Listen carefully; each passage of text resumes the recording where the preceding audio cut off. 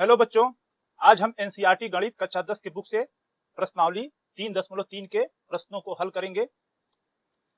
इसके पिछले प्रश्नावली 3.2 का हल हमने पिछले वीडियो में करा रखा है, जिसका लिंक आपको डिस्क्रिप्शन में मिल जाएगा, आप उसको वहां से देख सकते हैं। तो चलिए हम शुरू करते हैं प्रश्नावली 3.3 के प्रश्न संख्या 1 से, जिसमें दिया है निम्न समीकरणों के युग्म को विलोपन विधि तथा प्रतिस्थापन विधि से हल कीजिए। कौन सी विधि अधिक उपयुक्त है? इसमें 4 प्रश्न दिया है। चारों प्रश्नों को आपको विलोपन विधि से भी हल करना है और प्रतिस्थापन विधि से भी हल करना है, और ये बताना है उसमें आपको सबसे अच्छी यानी उपयुक्त विधि कौन लगी, सबसे अच्छी विधि कौन लगी, ये आपको बताना है। तो यहाँ पर चलिए शुरू करते हैं प्रश्न संख्या 1 से।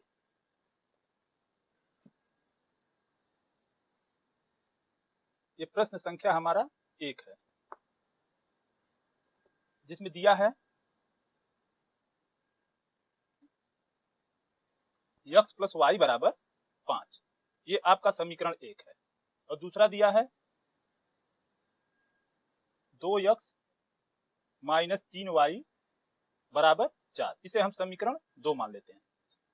इस दोनों समीकरण को हमें विलोपन विधि और प्रतिस्थापन विधि दोनों विधि से हल करना है।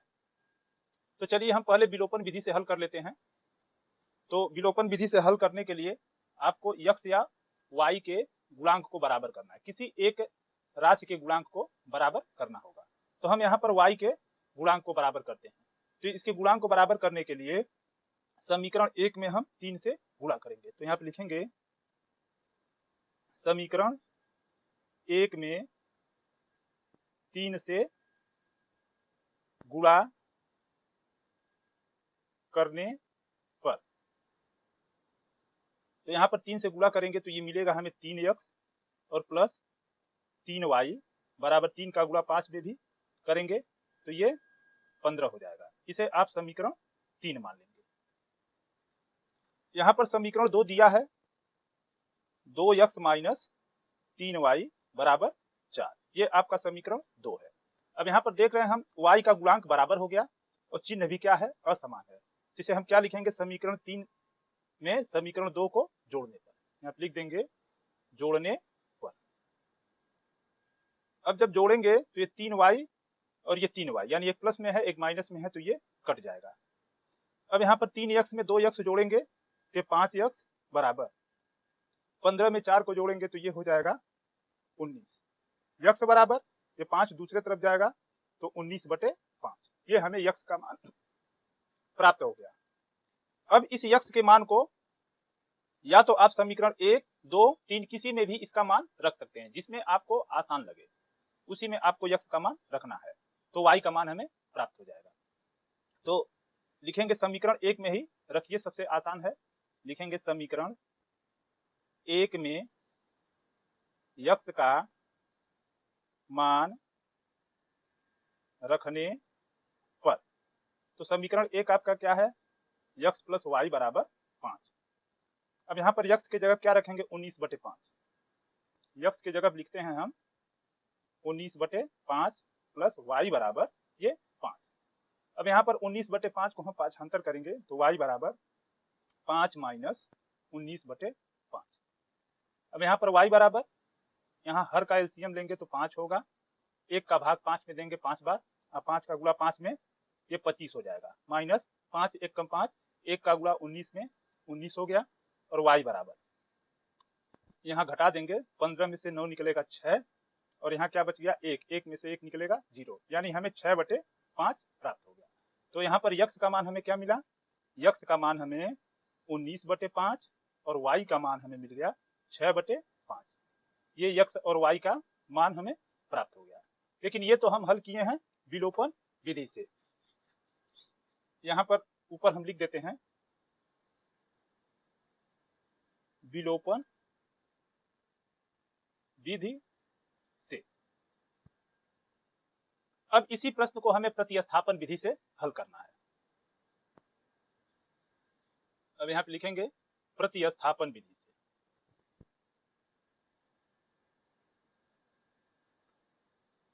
प्रतिस्थापन विधि से। अब इसे हमें प्रतिस्थापन विधि से हल करना है। तो इसमें समीकरण एक आपका क्या था, x प्लस वाई बराबर 5, ये आपका समीकरण एक था। और समीकरण दो क्या है, 2x माइनस 3y बराबर 4, ये आपका समीकरण दो है। तो आपको क्या करना है, किसी एक समीकरण को लेकर के एक समीकरण 3 बनाना है। तो हम कौन सा समीकरण लेकर के चलेंगे, जो सबसे आसान होगा। सबसे आसान हमारा समीकरण एक है। तो क्या करें, समीकरण एक से लिखेंगे, समीकरण एक से। समीकरण एक आपका क्या है, x प्लस वाई बराबर 5। अब इसमें आप क्या करेंगे, या तो x का मान y के पदों में ज्ञात कर लीजिए, या तो y का मान x के पदों में। तो हम y का मान निकालते हैं। तो y बराबर, ये x दूसरे तरफ जाएगा तो 5 माइनस x, इसे हम क्या कर लेंगे, एक समीकरण 3 मान रख लेंगे। अब इस y का मान हम किस में रखेंगे, समीकरण 2 में, क्योंकि ये समीकरण 3 जो बना है ये समीकरण 1 से बना है। तो इसका मान हमें समीकरण 1 में नहीं रखना है, समीकरण 2 में रखना है।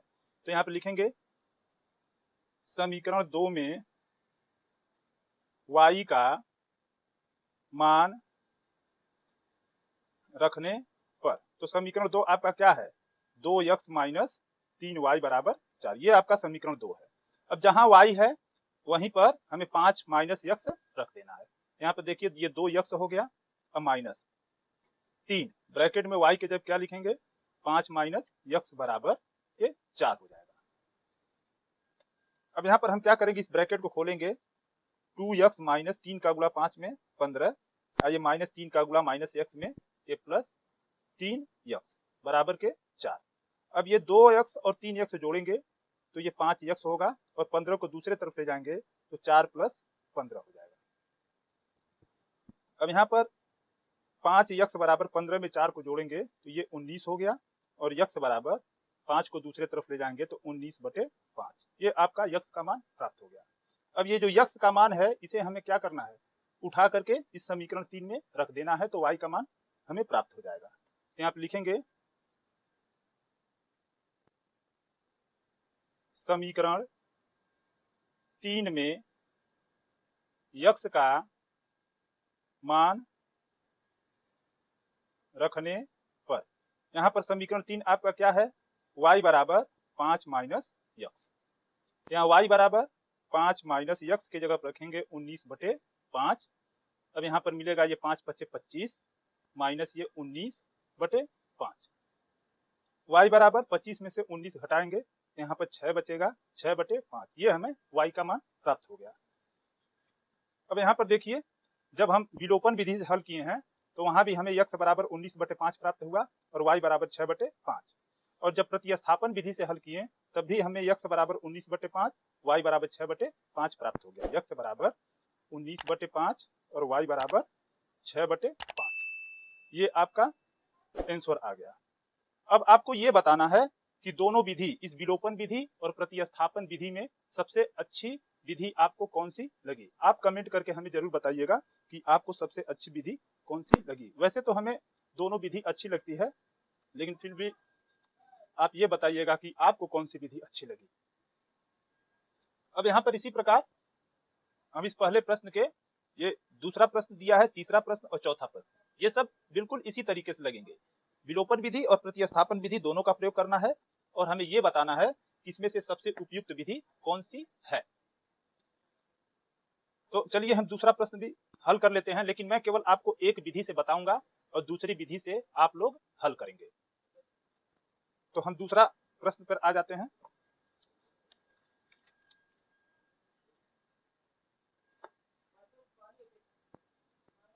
इसका दूसरा प्रश्न जिसमें दिया है 3x प्लस 4y बराबर 10,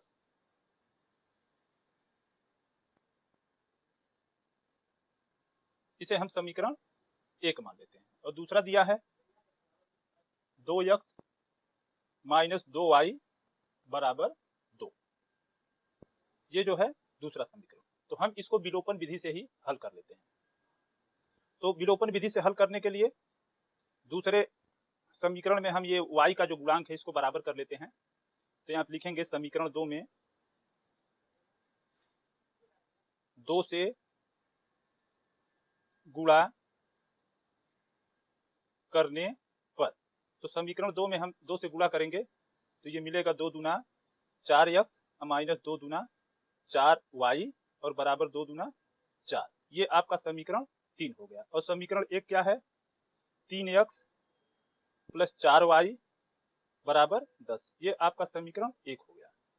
अब क्या करें? समीकरण 3 में समीकरण 1 को जोड़ दें और ये 4y, ये प्लस 4y और माइनस 4y ये दोनों कट जाएंगे यानी विलुप्त हो जाएंगे। तो यहाँ पे लिखेंगे जोड़ने पर, यानी समीकरण 3 में समीकरण 1 को जोड़ने पर। तो ये आपका क्या होगा? कट जाएगा। और यहाँ पर इसको जोड़ेंगे तो 4 और 3 जोड़ेंगे तो ये 7x हो जाएगा और यहाँ पे 10 और 4 जोड़ेंगे तो ये आपका 14 होगा। यक्स को पाछांतर करेंगे तो यक्स बराबर 14/7 काट देंगे, 7 दूनी 14। यहाँ यक्स का मान क्या आ गया आपका? 2। ये यक्स का मान हमें 2 प्राप्त हो गया। अब हमें क्या करना है? ये यक्स का मान आपको या तो समीकरण 1 या 2 या 3 जिसमें भी आसान लगे उसमें मान रख देना है। तो चलिए हम यक्स का मान किस में रख देते हैं? समीकरण 2 में रख देते हैं। तो लिखेंगे समीकरण 2 में यक्स का मान रखने पर। तो समीकरण 2 आपका क्या है? 2x माइनस 2y बराबर 2। यक्स की जगह क्या रखेंगे हम? 2, यानी 2 गुणे 2 और माइनस 2y बराबर 2। ये क्या हो जाएगा आपका? 4 होगा और माइनस 2y बराबर ये 2। अब ये जो है माइनस 2y बराबर ये 2 है, 4 को पाछांतर करेंगे तो माइनस 4 हो जाएगा। अब माइनस 2y बराबर 4 में से 2 को निकालेंगे तो माइनस 2 मिलेगा और यहाँ पर y बराबर दोनों तरफ का माइनस हट जाएगा और ये 2/2 प्राप्त होगा। तो 2 1 कम 2 यानी y का मान कितना आ गया? 1। ये y का मान 1 प्राप्त हो गया। यहाँ पर x बराबर 2 और y बराबर 1। ये आपका आंसर है। तो ये हम विलोपन विधि से आपको हल कर दिए। आप प्रतिस्थापन विधि से स्वयं इसको हल कीजिएगा, दोनों का आंसर सेम ही प्राप्त होगा। अब हम प्रश्न 1 के तीसरे प्रश्न पर आ जाते हैं। तीसरे प्रश्न में हमारा समीकरण दिया है 3x माइनस 5y माइनस 4 बराबर 0। तो इसको थोड़ा चेंज कर लेते हैं। इसे लिख सकते हैं 3x माइनस 5y बराबर 4 को दूसरे तरफ ले जाएंगे तो ये प्लस 4। इसे समीकरण 1 मानेंगे। और दूसरा समीकरण दिया है ये 9x बराबर 2y प्लस 7। इसको भी हम चेंज करेंगे। यहाँ पे क्या करेंगे? 2y को 9x के तरफ लाते हैं तो ये 9x ये माइनस 2y और बराबर के 7। ये आपका समीकरण 2 प्राप्त हो गया। अब हम यहाँ पर या तो x के गुणांक को बराबर करेंगे या तो y के किसी एक गुणांक को बराबर करेंगे। इसमें x के गुणांक को बराबर करना आसान है क्योंकि यहाँ पर 3 है और यहाँ पर x का गुणांक क्या है? 9 है। तो अगर 3 में हम 3 का गुणा कर दें तो 9x के बराबर हो जाएगा। यहाँ पे हम लिखेंगे समीकरण 1 में 3 से गुणा करने पर। समीकरण 1 आपका क्या है? 3x माइनस 5y बराबर 4। तो गुणा करेंगे तो 3 तियां 9x माइनस 3 पचे 15y बराबर 3 का गुणा 4 में ये 12 हो जाएगा। ये समीकरण 3 हो गया। तो समीकरण 2 आपका क्या है? 9x माइनस 2y बराबर ये 7। ये समीकरण 2 हो गया। अब यहाँ पर देखिए x का गुणांक बराबर हो गया, लेकिन यहाँ पर देख रहे हैं यह चिन्ह भी बराबर है। तो चिन्ह को असमान करना है तो इसलिए हम क्या करेंगे? समीकरण 3 से समीकरण 2 को घटाएंगे। तो समीकरण 3 से समीकरण 2 को क्या करेंगे? लिखेंगे घटाने पर। जब यहाँ पर घटाने पर लिखेंगे तो दूसरे समीकरण के प्रत्येक पद के चिन्ह को हम क्या करेंगे? बदल देंगे। यहाँ पर 9x है तो ये प्लस में है तो इसका चिन्ह क्या कर देंगे? माइनस कर देंगे। ये माइनस 2y है तो इसका हम क्या कर देंगे? प्लस कर देंगे। और ये प्लस 7 है तो इसका हम माइनस कर देंगे। अब चिन्ह बदल गया। अब पुराने चिन्ह से हमें कोई मतलब नहीं है, जो नया चिन्ह है उसको लेकर के चलना है। तो यहाँ पर प्लस के 9x है, यहाँ माइनस के 9x है तो ये क्या हो जाएगा? कट जाएगा। और यहाँ पे माइनस 15y यहाँ प्लस 2y। तो चिन्ह असमान हो गया तो इसे घटाएंगे। 15 में से 2 को हम निकालेंगे तो माइनस 13y बचेगा। अब 12 में से यहाँ 7 को निकालेंगे तो ये माइनस के ये प्लस का 12 होगा। ये गलत कर दिए हम, 12 में से 7 को निकालेंगे तो ये 5 हो जाएगा। अब यहाँ पर y बराबर ये 5 जो है ये लिखेंगे -5, ये 13 नीचे आ जाएगा तो -5/13, ये आपका y का मान प्राप्त हो गया। अब ये y का मान आपको क्या करना है, या तो समीकरण 1 में रख दीजिए या तो समीकरण 2 में, किसी में भी आप मान रख दीजिए। यहाँ आप लिखेंगे समीकरण 1 में ही रख दीजिए, समीकरण 1 में y का मान रखने पर, तो समीकरण 1 आपका क्या है, 3x - 5y बराबर 4, ये आपका समीकरण 1 है। अब यहाँ पर 3x - 5 गुणे y की जगह क्या रखेंगे, -5/13, -5/13 और बराबर ये 4, ये मान हम y का रख दिए। अब यहाँ पर ये 3x ये -5 का गुणा माइनस में 5 में करेंगे तो प्लस के ये 25 हो जाएगा, 25/13 और बराबर 4। अब हम क्या करेंगे, ये प्लस 25/13 को पाँचांतर करेंगे, क्या मिलेगा, 3x बराबर ये 4 है तो ये आ जाएगा -25/13। तो ये 3x बराबर इसका नीचे हर क्या है, 1 है, तो 1 और 13 का एलसीएम लेंगे तो यहाँ पर 13 प्राप्त होगा, 1 का भाग 13 में 13 बार, और 13 चौका ये 52 हो जाएगा, माइनस यहाँ पर 13 का भाग 13 में देंगे एक बार, 1 का गुणा 25 में करेंगे तो ये 25 प्राप्त होगा। अब यहाँ पर 3x बराबर, इसे हम घटाएंगे, 12 में से 5 निकलेगा 7, यहाँ 4 बचा, 4 में से 2 निकलेगा तो ये 2, अब बटे 13। अब यहाँ पर 3 को हम पाँचांतर करेंगे तो यहाँ x बराबर ये मिलेगा 27 बटे यहाँ पर 13 है, इसी के बगल में नीचे ये 3 आ जाएगा, इसे काट देंगे तो 3 9 27, x बराबर 9/13, तो ये हमें x का मान प्राप्त हो गया, यानी x बराबर 9/13 और y बराबर ये -5/13, ये आपका आंसर हो गया। अब हम इस प्रश्न 1 के चौथे प्रश्न पर आ जाते हैं। ये चौथा प्रश्न जिसमें दिया है x/2 और प्लस के 2y/3 बराबर -1। अब इसे हम क्या कर लेते हैं, हल कर लेते हैं, थोड़ा आसान हो जाएगा। तो 2 और 3 का एलसीएम कितना होगा आपका 6, ये 2 3 6 और 3 का गुणा x में करेंगे ये 3x और प्लस ये 3 दूना 6, 2 का गुणा 2 में करेंगे तो ये 4y बराबर -1। अब ये लिखेंगे 3x प्लस 4y बराबर 6 का गुणा हम -1 में करेंगे, ये -6 होगा, ये समीकरण 1 प्राप्त हो गया। अब दूसरा क्या दिया है, अब पुनः x माइनस y/3 अब बराबर के 3 आ गया।